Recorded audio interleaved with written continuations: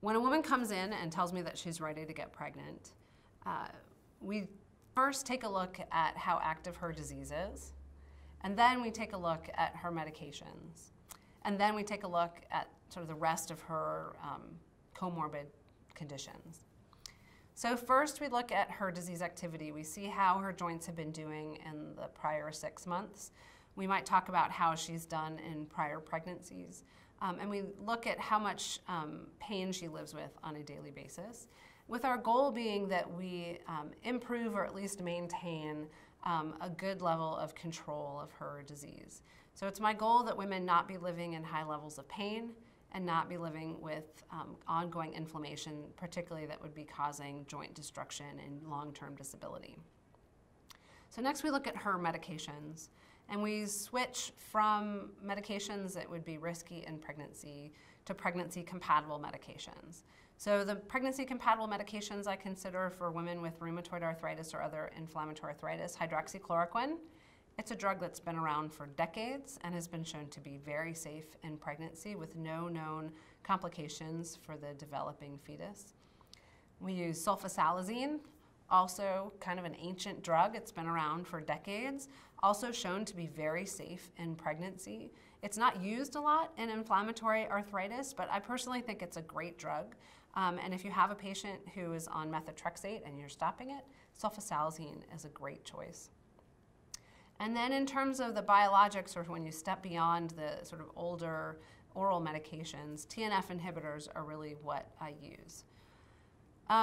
So the medications that go on the not compatible list, methotrexate is on that list. Leflunomide stays on the not compatible list. But leflunomide is worth a little bit of discussion. So leflunomide, when it came on the market, really the data suggested from animals that it caused major birth defects in a large number of offspring. It was thought to be extraordinarily problematic in pregnancy, and it was when we looked at it in rodents.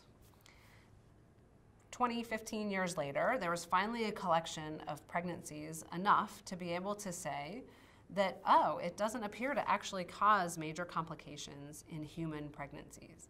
So there was a very lovely study that was published in 2010 that compares women who conceived while taking leflunomide and stopped it, everybody stopped it, to women who also had rheumatoid arthritis but weren't taking it, and to healthy women out in the population.